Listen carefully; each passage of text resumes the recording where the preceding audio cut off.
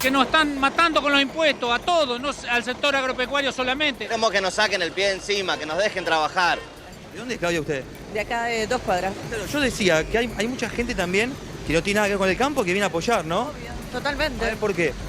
Y porque estamos en contra de este gobierno, básicamente. Terminar de estas discusiones que promueve el gobierno de trabajadores contra trabajadores, somos todos argentinos. ¿Querés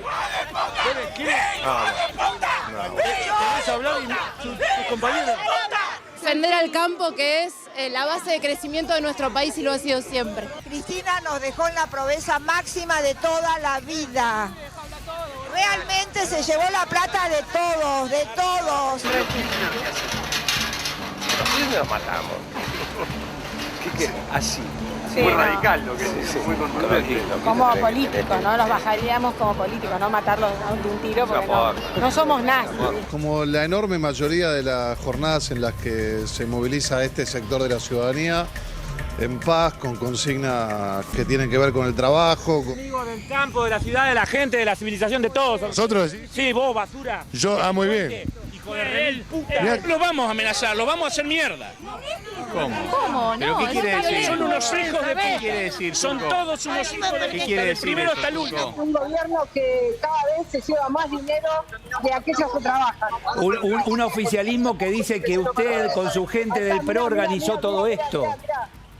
Mirá. Sí. ¿Qué tal? ¿Cómo están? Muy pero muy buenas noches. Bienvenidas, bienvenidos a Desiguales. Estamos arrancando en la televisión pública. Bueno, por supuesto, escenas que se han vivido ayer en los alrededores de la Plaza de Mayo, en esta movilización, y suele hablarse de una escena política que se va corriendo hacia la derecha. No es solo eso. Hay en construcción una volatilidad hacia cierta violencia, a veces simbólica, a veces discursiva, a veces realmente en los hechos, muy complicada después de remontar. Y muchos sectores, quizá con debilidad política para construir otra cosa o para oponerse, cuando digo sectores digo también actores, ¿no? Actores del poder que se van sumando a eso, quizá porque no encuentran la manera de frenar ningún tipo, con argumentos, este tipo de desatinos. Vamos a empezar a caracterizar esto y a desarrollarlo un poquito más en esta apertura de hoy de Desiguales. Sí. Pero lo cierto es que estas cosas no pasan, quizás estoy spoileando un poquito el cierre de la apertura de Desiguales de hoy, pero esto no ocurre por combustión espontánea. Hay un momento en que los sectores de privilegio pierden el argumento, no son capaces de sostener con argumentos la defensa de los intereses que están sosteniendo, cosa que es absolutamente legítima en una movilización organizada, con micro, sin micro, espontánea, no espontánea. Siempre es absolutamente legítimo que un sector represente sus intereses y si en algo no está de acuerdo respecto a alguna política pública, lo manifieste. O si tiene algo para reclamar, lo manifieste. Eso está perfectamente bien. Vamos a ver que aquí hay doble vara, por lo menos hay una caracterización muy distinta cuando son otros sectores que se movilizan. Pero insisto, lo que está este nivel de volatilidad emocional, que es difícil saber hasta dónde va a llegar y que se va instalando, y por eso digo, no es solo un corrimiento hacia la derecha en términos conceptuales y políticos, es también la construcción de un momento emocional en donde finalmente todo se dirime, sea o no representativo, incluso hasta de los intereses que se están representando aquí. Yo quiero mostrar bien la imagen que tenemos atrás nuestro, porque no es menor.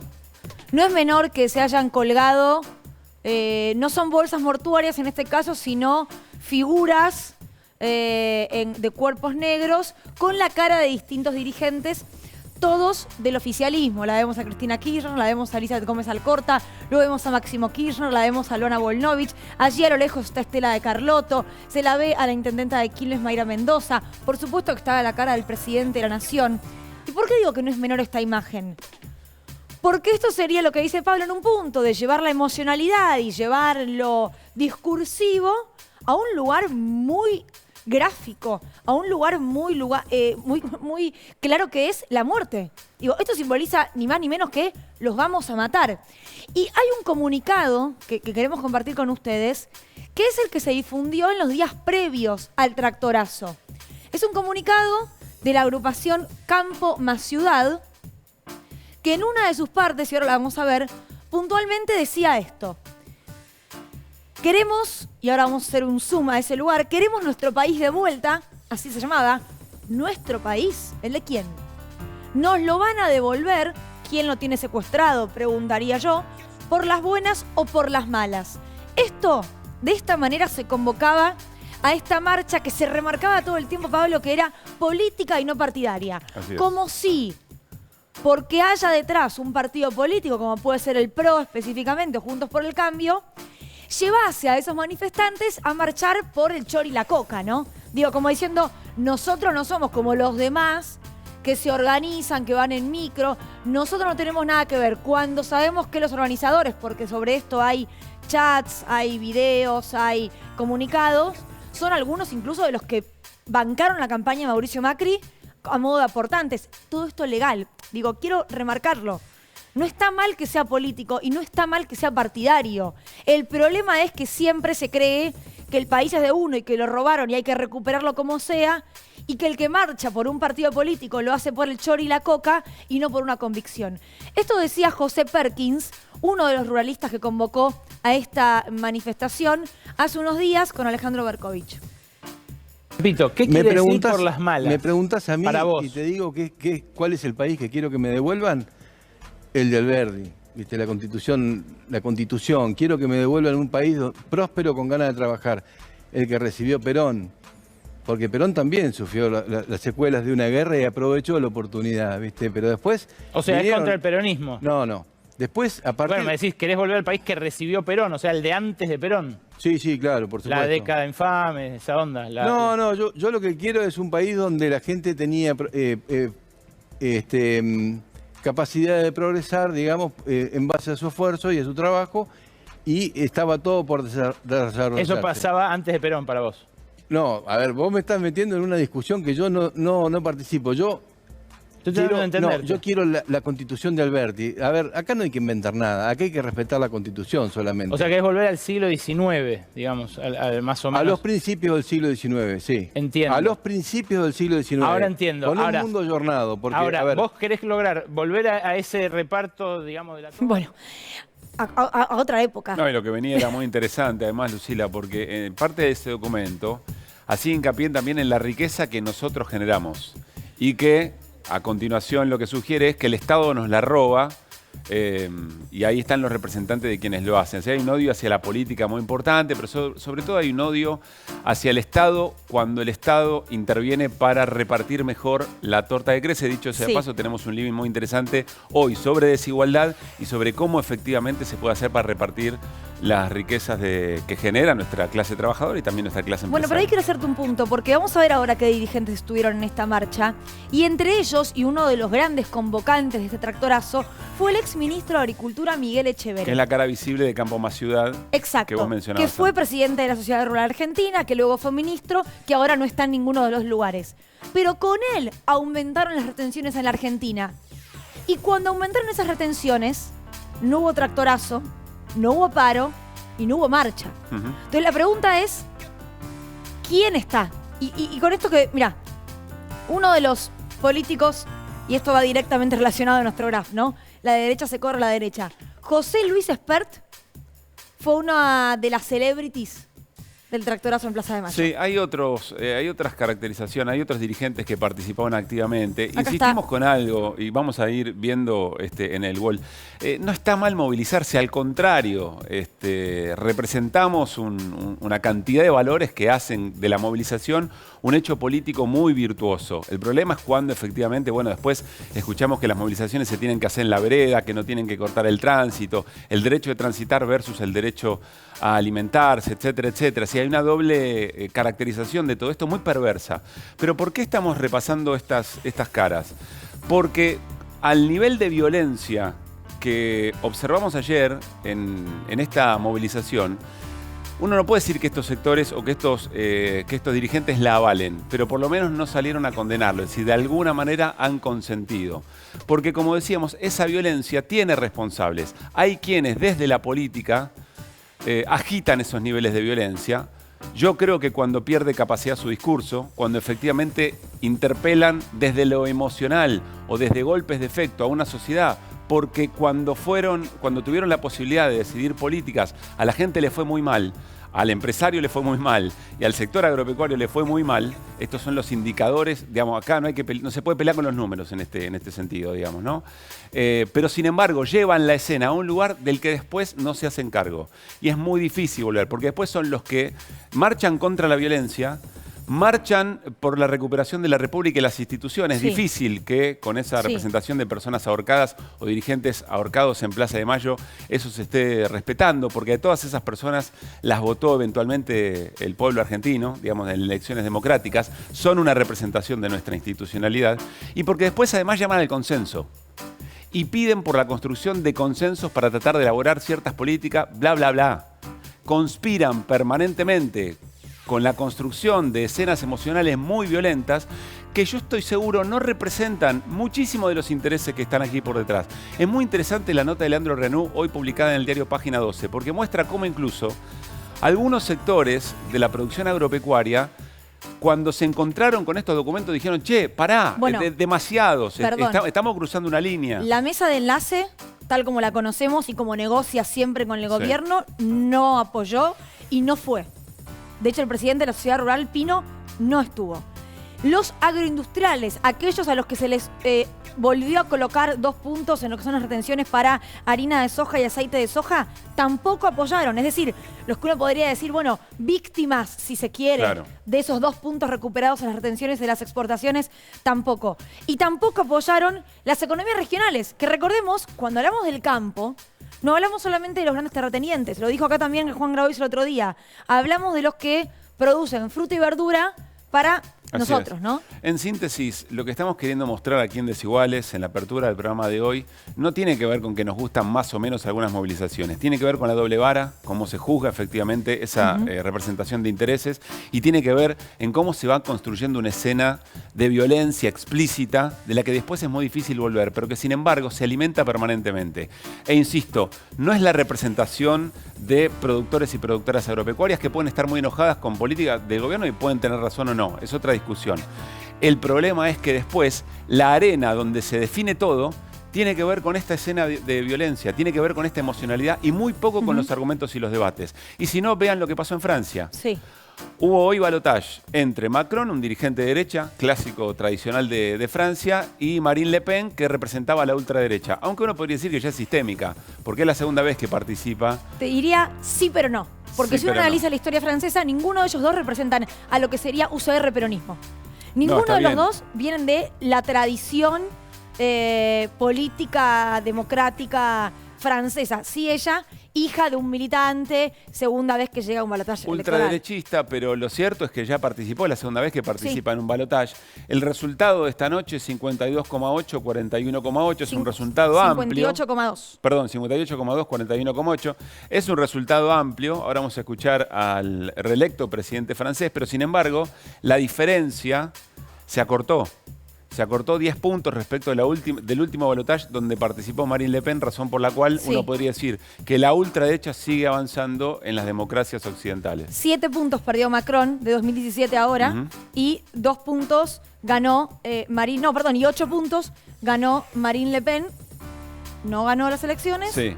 Y con una abstención histórica. Hay que remontarse a 1969 para encontrar un nivel de participación tan bajo como el que ocurrió. Es decir, gente que está enojada con la política.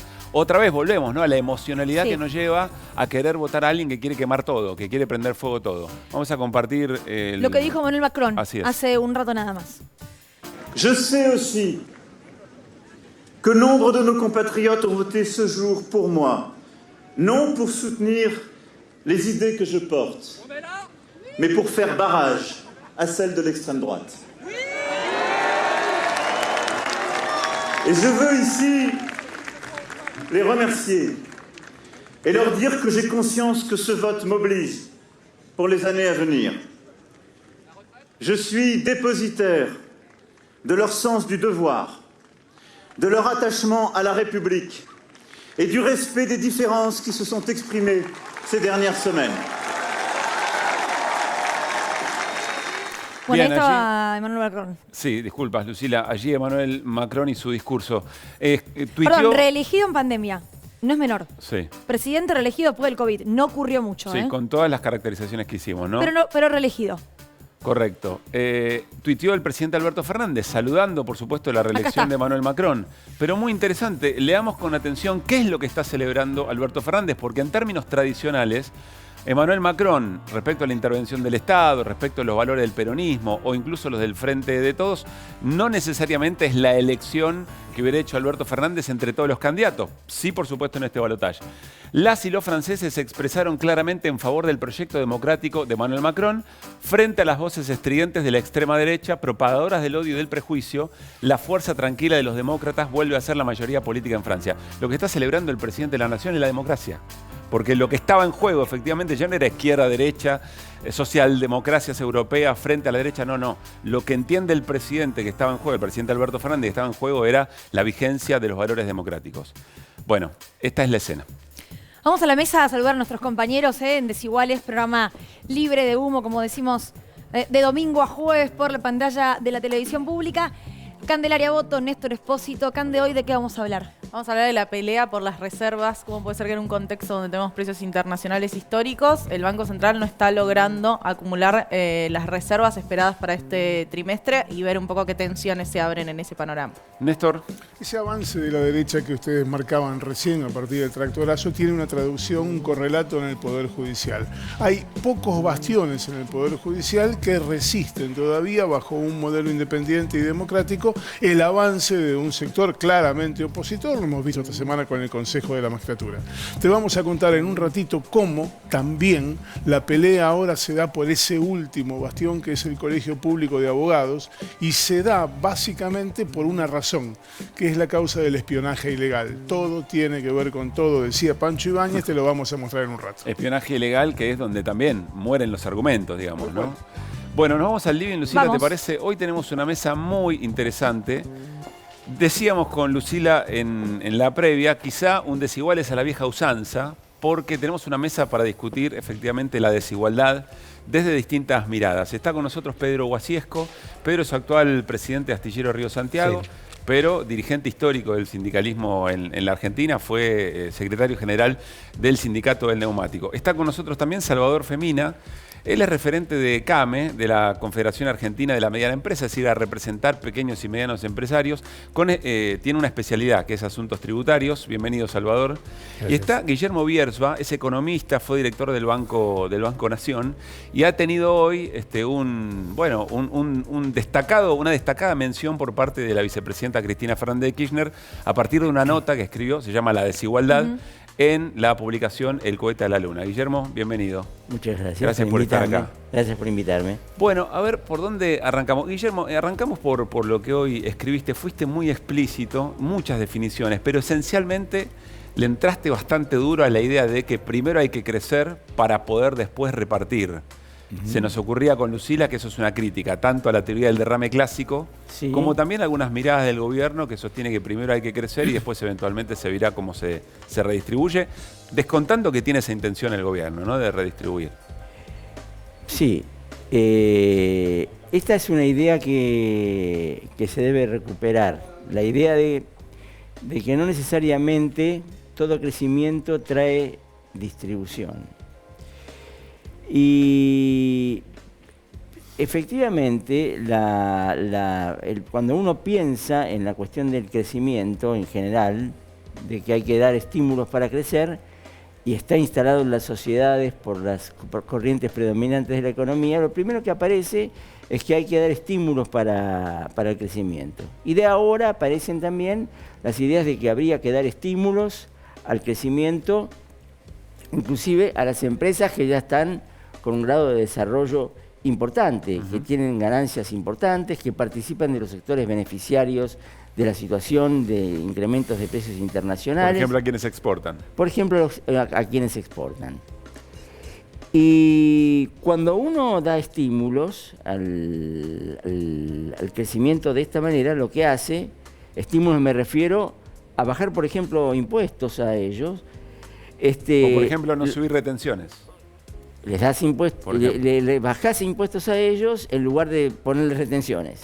En vez de hacerte parte de la renta que ellos están recaudando extraordinaria, renta extraordinaria sin antecedentes, duplicación de nivel de precios en algunos de los casos, de algunos productos, en vez de aplicar retenciones, pretendés dar estímulos. Si vos haces eso, evidentemente estás haciendo una redistribución al revés.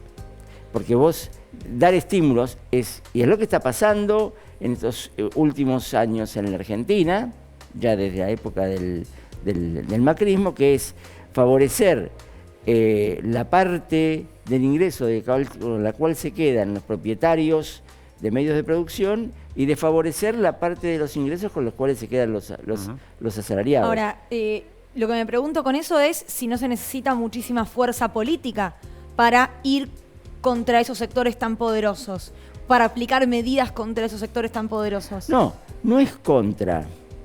Es disciplinar la sociedad en términos de la desigualdad. Porque no se trata de que se trata de contra. Porque si no entramos en una cuestión discursiva donde aparentemente los vas a desposeer. El tema es que el derecho de propiedad tiene un límite en la sociedad. No puede ser que por tener derecho a la propiedad sobre bienes que tienen renta no sean pasibles de ser tributaristas cuando suben los precios como están subiendo desde el punto de vista internacional. Entonces están otros derechos, los derechos económicos, sociales y culturales, que tienen igual entidad que el derecho de propiedad. El derecho de propiedad no precede a esto, ni el derecho sobre los frutos de la propiedad. Hay condiciones entonces en la Argentina, no solamente para redistribuir esta renta extraordinaria, sino para generar condiciones que impliquen la posibilidad de desacople de precios. Porque hoy vivimos una inflación que es una inflación de recuperación de ganancias. Acá no hay, y me parece, si completo con esto, que no hay la idea de la multicausalidad, que es una idea que siempre hay una multicausalidad, pero hay una causalidad principal de la inflación de hoy, que es una estrategia de ofensiva de los sectores concentrados en contra de grandes sectores de la población. Entonces, lo que se impone es una política de igualdad. Es una política de igualdad que implica ir por un valor esencial de lo que significa la dignidad humana, como lo es la libertad. Bueno, vos mencionás con esto a los que están ganando mucho, son algunos sectores puntuales de la economía. Vos, Salvador, representás a la pequeña y mediana empresa. Quizás el sector que a veces termina pagando los platos rotos de otros en cuanto a la distribución del pago de impuestos. Sobre eso queremos hablar ahora, pero antes vemos un informe relacionado justamente al tema.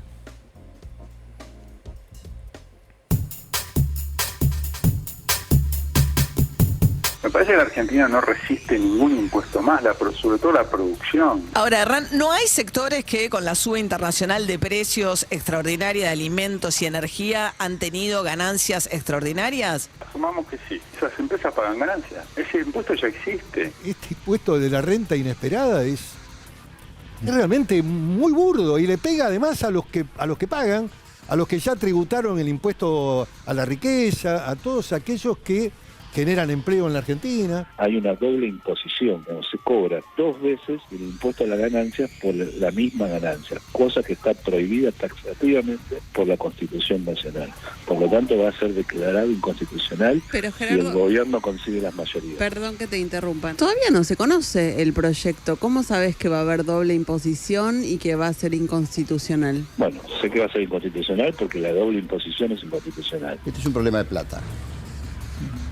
Es un problema que vos tenés que tocar intereses, porque hay una puja distributiva. Entonces, la plata que sacás de acá la pones acá, o la que sacás de acá la pones acá. La decisión es simple, ¿a dónde querés poner vos la plata?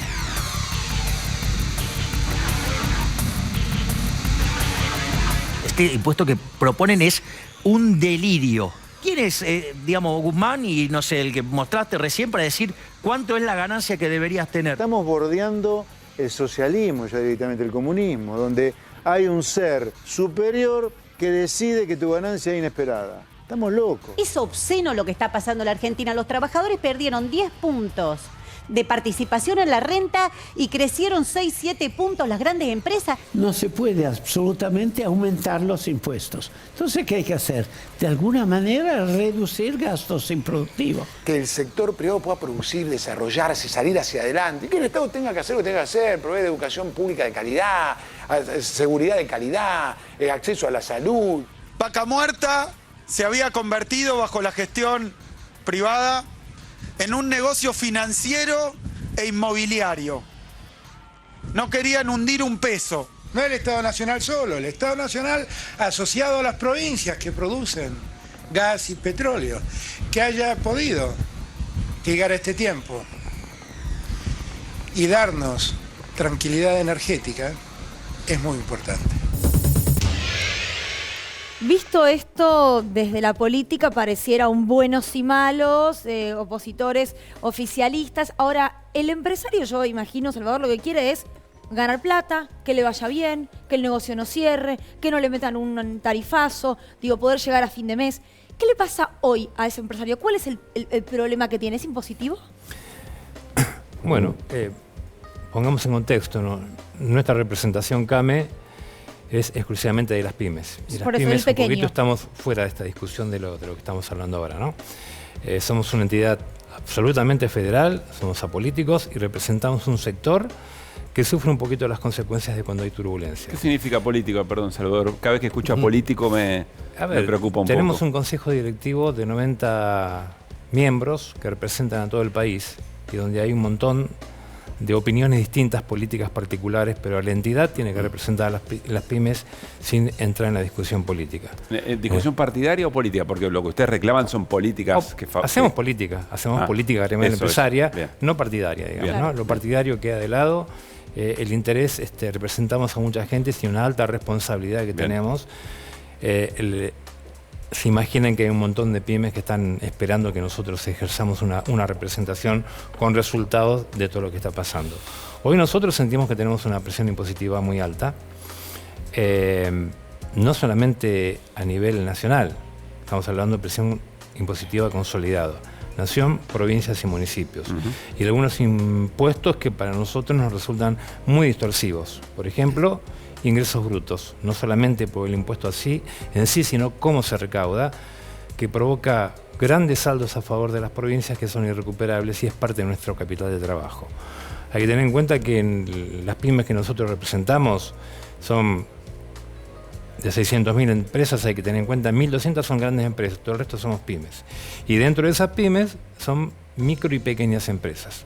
Es el grueso de lo que hay en el país. Y venimos de salir de una pandemia muy complicados, con muchas que han podido sobrevivir, otras que quedaron en el camino, con pérdida de capital de trabajo, con pérdida de clientela. Esto es una situación muy difícil. En la situación que estamos ahora nosotros necesitamos que el país crezca y tener algún tipo de alivio, un tratamiento tributario diferencial para lo que son las pequeñas empresas. Ahora vamos al detalle, pero ¿hay conciencia en el sector pyme, digamos, porque recibieron una ayuda por parte del Estado muy importante durante la pandemia? Por supuesto, siempre es escasa, digamos, ¿no? Nunca alcanza para todo lo que fue esa gran tragedia. Pero hay conciencia que el Estado tiene que recaudar de alguna manera, después se puede discutir de qué manera, qué más progresivo o no, pero que tiene que recaudar para después poder tener políticas que contengan, por ejemplo, en las malas, a las pequeñas y medianas empresas. No, por supuesto que sí. Y de hecho el sistema tributario existe, ha existido siempre. ¿El Estado de qué se financia? De los impuestos. La ayuda que recibimos es real, hemos articulado con el Estado durante la pandemia fuertemente. Decimos, somos el sector más fuertemente afectado por posibilidades, por envergadura, por estructura. Hemos recibido, fuimos beneficiarios de ATP, de los planes. Sí, claro.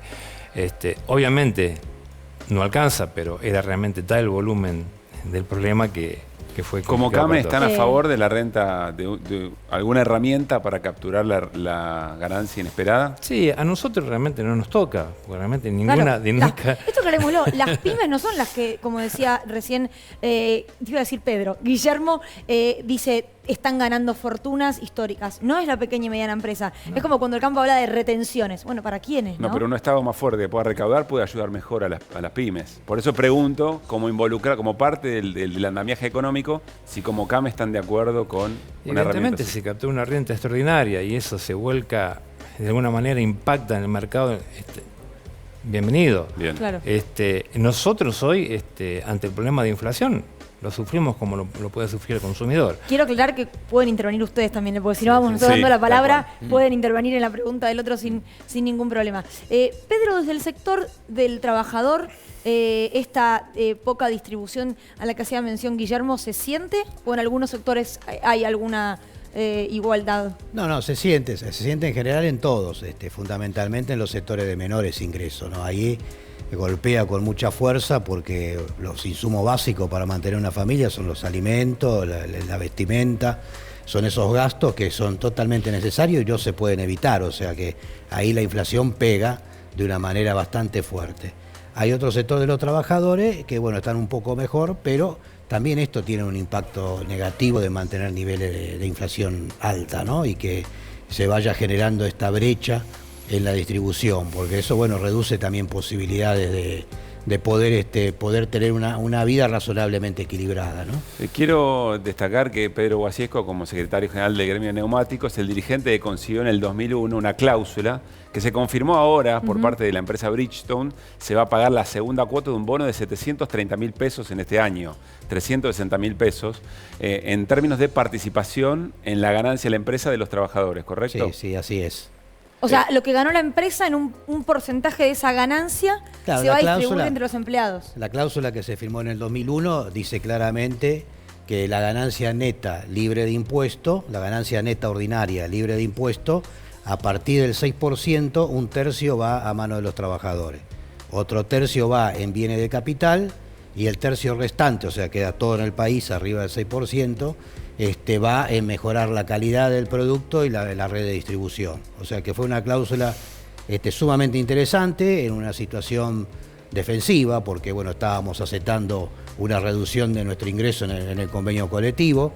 Ahí también hay una situación interesante porque fue todo un proceso de discusión que terminó en una asamblea que aprobó ese acuerdo. Obviamente en ese momento mis compañeros le daban más importancia a la cláusula del acuerdo que hablaba de que sería retirar y lo decidía la persona, iba a recibir una doble indemnización cuando no existía en ese momento doble indemnización, y todos los que nos quedamos, yo inclusive, iban a recibir una indemnización parcial que consistía en alrededor del 30% de lo que le hubiese correspondido si se desvinculaba. Fue una negociación, digo, claro. dame y te doy. Ahora, imposible aplicar esto en las pymes de las que hacías mención, ¿no? Digo, por el volumen de ganancia. Y no. Y en algunos casos no estamos teniendo ganancias, pero nos interesa que realmente se recupere el salario de los trabajadores. Nosotros como pyme el 70% de lo que se produce va al mercado interno, o sea que nos interesa que haya buen poder adquisitivo y que haya empleo de calidad, ¿no? Porque los trabajadores son nuestros consumidores. Guillermo. Quería hacer un comentario sobre lo que Santiago. Salvador. Sobre lo que había dicho Salvador respecto a la presión tributaria. En realidad, la Argentina tiene una presión tributaria de un poco más del 28% sobre el producto. Esto no es una presión tributaria alta, es una presión tributaria media.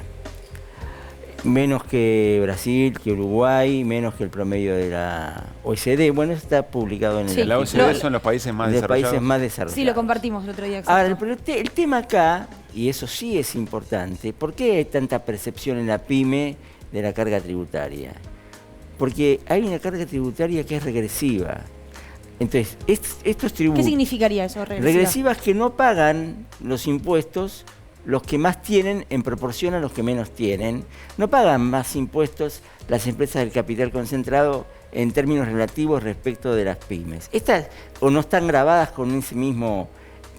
con esa misma potencia. Está el impuesto a los ingresos brutos, o está el IVA, que representa una porción muy grande de la recaudación tributaria, y los impuestos llamados directos, los que van directamente sobre el nivel del patrimonio, sobre el nivel de las ganancias, sobre las ganancias extraordinarias, por ejemplo, estas ganancias imprevistas.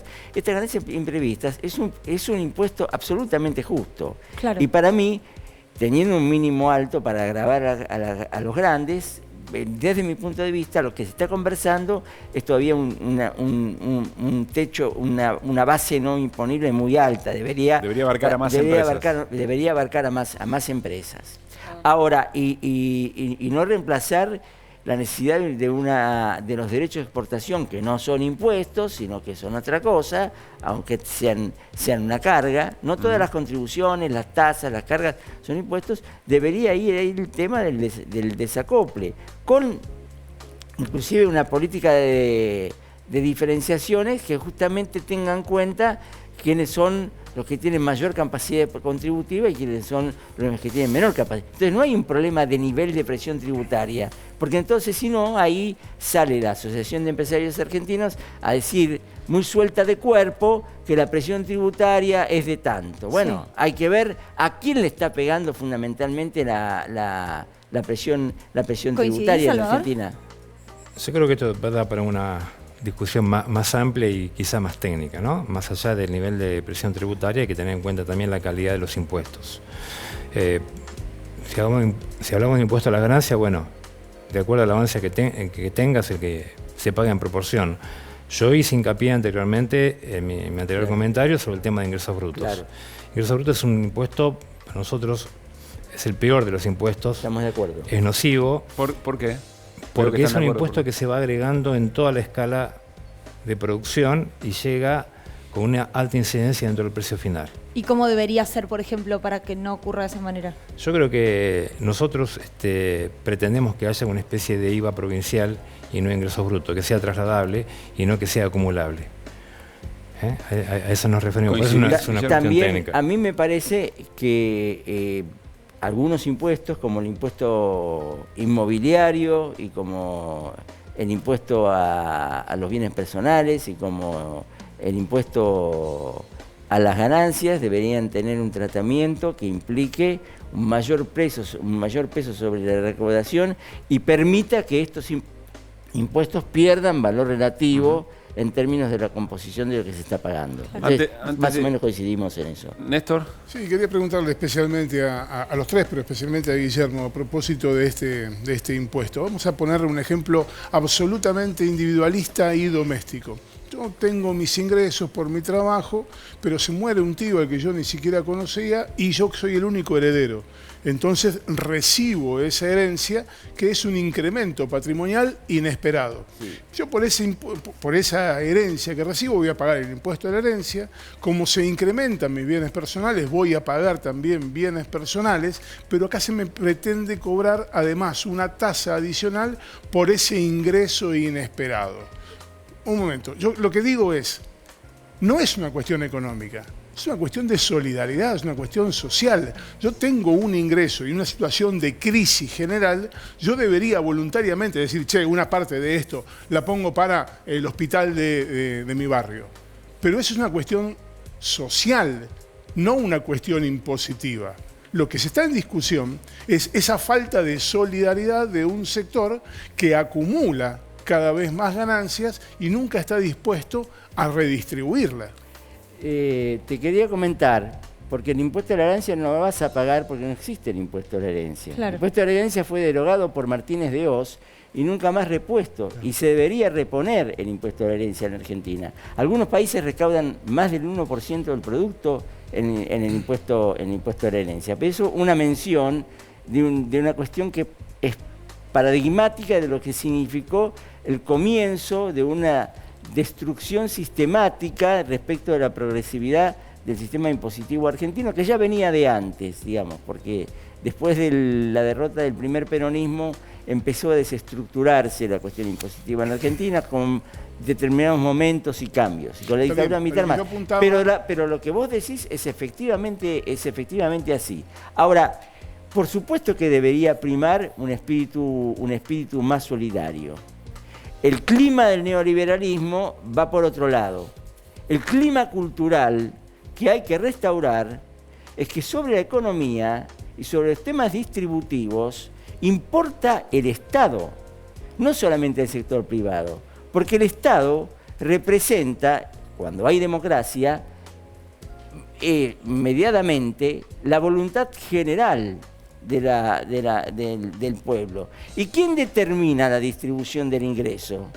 ¿Es endógena al sistema económico, por lo que pasa en el mundo, por lo que pasa en los mercados del país? o lo determina la ciudadanía cuando define con su participación política, no solamente con su voto, con las opiniones de las organizaciones intermedias, con las opiniones de los sindicatos, con las opiniones de las organizaciones barriales, con las opiniones de las organizaciones empresarias PYME, con todo ese abanico, pero fundamentalmente con la decisión popular, determina cuál es la distribución del ingreso. La distribución del ingreso no puede ser el resultado del proceso económico, es el resultado del proceso político. Claro. Es la política. Llegamos a Cande, Pedro. No es la economía, estúpido, es la política, estúpido. Quiero, sobre lo que quieras... Sobre lo que quieras de esto que escuchaste, pero además quiero preguntarte algo bien puntual. Hay una discusión respecto del tema paritario sobre si con la paritaria alcanza o si debería aumentarse el piso y recién después, por supuesto, con paritarias libres como hay. No, en primer lugar, no tengo ninguna duda que debe aumentarse el piso y hay que apuntar a fortalecer el ingreso de los sectores más postergados. O sea, ¿Un aumento por decreto sería? Por lo que sea, por decreto, por acuerdo, pero me parece que eso es imperioso resolverlo de manera urgente. Y segundo, porque me parece que también la paritaria, si solamente se discute salario, antigüedad, viático y comedor, no es la paritaria entendida como corresponde. O sea, el diálogo social, tripartito, la negociación del convenio colectivo, implica avanzar también en discusiones como esta, Comité Mixto de Seguridad e Higiene, participación a la ganancia, participación en el directorio.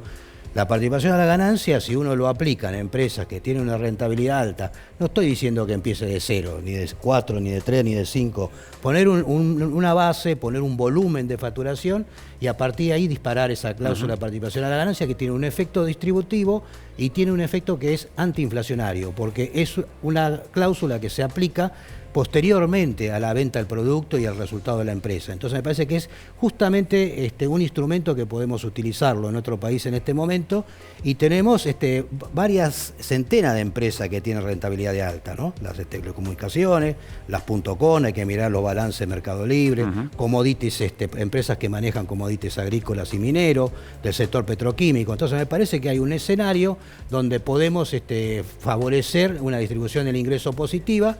A la vez, obviamente, la discusión salarial es sumamente importante, pero creo que hay que aplicar con mucha fortaleza este recurso a donde inclusive esta presión impositiva, el IVA, apunta a los sectores más postergados. Entonces, me parece que en ese lugar es donde hay que aplicar la ayuda y no esperar que se pongan de acuerdo en una mesa un sector que también, ya que yo provengo del sector sindical, representa a un sector de los trabajadores, porque hay sector de trabajadores que no están incluidos en estas negociaciones. Al menos de mi parte, última pregunta, y se la quiero hacer tanto a Salvador como a Pedro, porque lo escribió Guillermo hoy en la nota La desigualdad en el cohete a la luna, es muy interesante. Sostiene Guillermo que, porque si uno observa cómo rindieron las empresas en los dos modelos que están en contraposición, está claro que les fue mucho mejor cuando el Estado intervino, etcétera, etcétera, digamos, ¿no? Dice Guillermo que lo que se observa es un revanchismo ideológico respecto de todo lo que se consiguió hasta el 2015. ¿Coincidís vos, Pedro, en eso? Absolutamente. Inclusive, digo, las empresas, inclusive grandes corporaciones, grandes empresas, grandes cámaras empresariales, en vez de estar preocupados cómo se reforma, por ejemplo, el impuesto a la ganancia que se le cobra a las empresas para ponerlo como una herramienta que favorezca la inversión en bienes de capital, que favorezca la reducción de costos, el mejoramiento de calidad, no, van siempre apuntando a alguna cuestión meramente impositiva. Entonces acá creo que hay que empezar a pensar en serio herramientas que mejoren la distribución del ingreso y en la parte impositiva que mejoren la capacidad productiva del país y reduzcan los costos. ¿Coincidís, Salvador? Creo que entendiste el espíritu de la pregunta. Guillermo creo que quiere hacer una aclaración sobre lo que él escribió. No, está bastante claro. No. Es una frase bien textual. Claro, porque si no siempre reclamo de algún sector es que no bajen los impuestos. Sí. Impuesto tiene que existir. Está claro. Siempre. Salvador. Vuelvo a reafirmar el concepto. Estamos fuera de esa discusión. Nosotros, las pymes, venimos con una problemática bastante complicada que de muchos años y distintos gobiernos. Pero no se agudizó, por ejemplo, yo recuerdo muchísimas pymes con el tema de los tarifazos. No podían pagar la luz en el año 2016. Obviamente, hay un montón de cosas. A nosotros nos afecta, para un poco redondear la idea, ¿no? no es solamente toda la estructura impositiva, que yo creo que hay que hacerlo todo de vuelta, la estructura impositiva, porque ahí inclusive venimos con impuestos que fueron puestos en la época de la dictadura, emparchados y seguimos emparchando. Yo creo que tenemos que definir bien qué tipo de país tenemos y hacer el sistema tributario en base al país que queremos. A nosotros nos afecta la presión impositiva porque no tenemos la rentabilidad que tienen las grandes empresas. Claro. Y cuando tenemos procesos inflacionarios como esto, lo que vamos haciendo es perdiendo rentabilidad porque a nosotros los precios nos vienen y no podemos descargarlo todo en el producto final. O sea que, bien. Y aparte existen, más allá del sistema tributario, un montón de regulaciones provinciales, municipales, que se hace muy pesado. Hoy tenemos en claro que casi el 50% de la actividad es en negro y hay un montón de trabajadores informales. Algo tenemos que arreglar para terminar con eso. Yo quería hacer y cerrás vos, Guillermo. Ya estamos sobre el corte. Me parece que es importante aclarar que así como presumen que son la patria, los que se movilizan, o que son la república, también presumen que son el campo. En realidad son una parte del campo. Hay cientos de miles de campesinos en la Argentina con otras organizaciones que necesitan del apoyo del Estado, que tienen un papel fuerte en la agricultura familiar. Se las puede mencionar, ¿no? El MOCAS, el Movimiento Nacional Campesino Indígena, la UTT, el Frente Nacional Campesino, en fin, el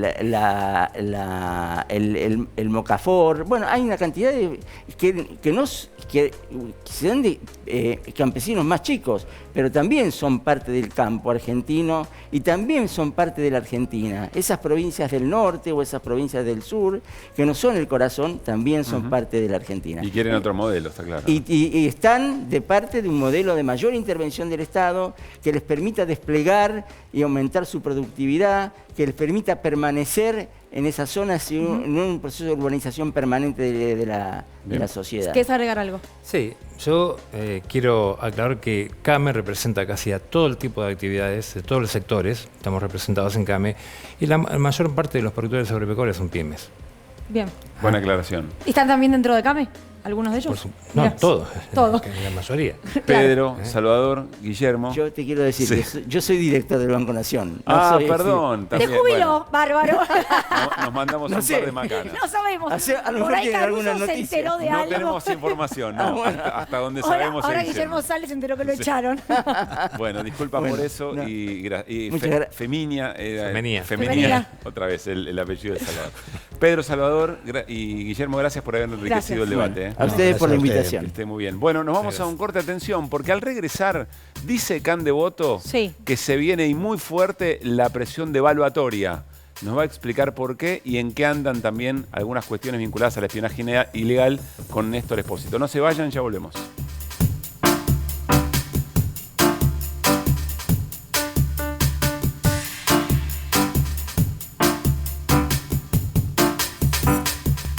Estamos en Desiguales, domingo por la noche en la televisión pública. ¿Qué hora es? Ya son las 20:52. Voló. Hoy voló Desiguales. Pero Candelaria Boto prometía algo que tiene que ver con la presión devaluatoria. ¿De quiénes, Cande? Bueno, vamos a hablar de las reservas internacionales para entender dólar, oro, todos los activos que hacen a lo que respalda el peso. Entonces, cuando hay problemas con las reservas, lo que hay en realidad son presiones devaluatorias para que el peso termina valiendo menos. ¿A quién favorece eso? A quienes tienen ingresos en dólares. O sea, siempre el sector exportador va a presionar por tener un tipo de cambio más alto para ganar más dinero. Van a poder comprar más cosas con esos mismos dólares. Exacto. Acá. Esos dólares van a servir, van a ser más ricos en pesos. Pero vayamos a los datos de cómo fue el primer trimestre de este año en cuanto a la actuación del Banco Central dentro del mercado cambiario y vemos que el saldo es negativo.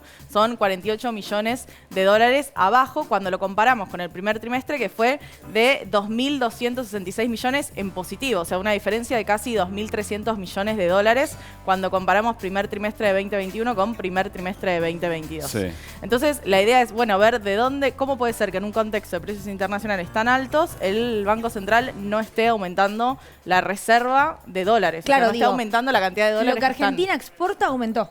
Lo que Argentina O sea, exporta lo que aumentó. el campo, como venimos diciendo. Pero también suele decirse En precios y en cantidades. que Claro. crece la economía y aumentan las importaciones. Bien, ahí viene la segunda placa. Ah, ¿Se adelantó? bien. Se adelantó. Juro que no lo había visto. Spoileó. Juro que no lo había visto. ¿De dónde? Está muy bien, está muy bien. ¿Dónde se están goteando Qué esos bárbaro. dólares? Bueno, desde el Banco Central aseguran que viene por un aumento de las importaciones y cuando vemos los dólares que se fueron ahí, estamos en 7.200 millones de dólares, muy cerquita del número récord que fue agosto de 2011 en la Argentina, así que hay un punto de verdad. Importaciones, Cande, que la industria siempre dice son para poder generar más, ¿no? Digo, de insumos, de Inversión. maquinaria. Claro, inversión de lo que tiene que ver con, bueno, la estructura.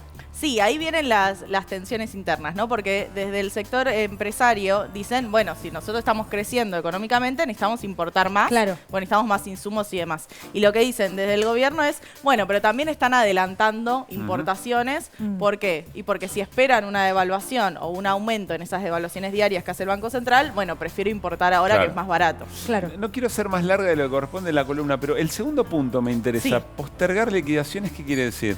Quiere decir guardar la cosecha, o sea, ahora en abril se viene la liquidación gruesa. El segundo trimestre es la liquidación gruesa de toda la cosecha, donde Sí. más dólares entran al país. ¿Y por qué se posterga? Y se posterga como presión para de que se devalúe. Digamos, si yo creo que el día de mañana me van a dar más pesos por eso, bueno, no te lo liquido, guardo una silobolsa. O sea, hay alguien que está Dicho en criollo. especulando con lo que tiene y presionando para una devaluación.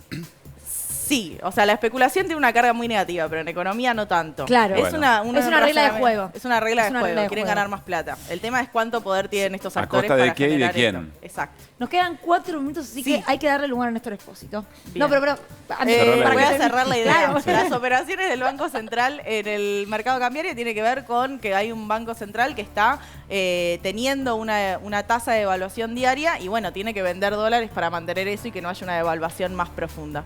Esto se da en un contexto de renegociación con el Fondo Monetario Internacional. Entonces hay metas también de acumulación de reservas internacionales y ya para julio deberíamos tener 6.400 millones de dólares dentro de las arcas públicas y hoy se estiman que estamos entre 3.500 y 4.500 millones de dólares, por ende deberíamos aumentar más o menos 500 millones. Es verdad que el segundo trimestre, como para dejarlo el buen sabor, el segundo trimestre del año es el mejor. Ahora hay que ver cómo hace el Banco Central para tratar de que no se posterguen las liquidaciones y que no haya una sobreimportación esperando esa devaluación.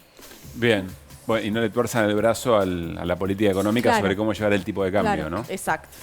Expósito. Sobre el fin de la semana pasada, Gustavo Arribas, el ex jefe de la AFI, se presentó ante el juez Marcelo Martínez Giorgi y la Cámara Federal diciendo que se adhería al pedido de excluir como querellante en la causa por espionaje ilegal al Colegio Público de Abogados de la Capital Federal. ¿Por qué el colegio es querellante en esa causa? Porque le cablearon la cárcel de Ezeiza para escuchar lo que hablaban los presos exfuncionarios del kirchnerismo con sus abogados.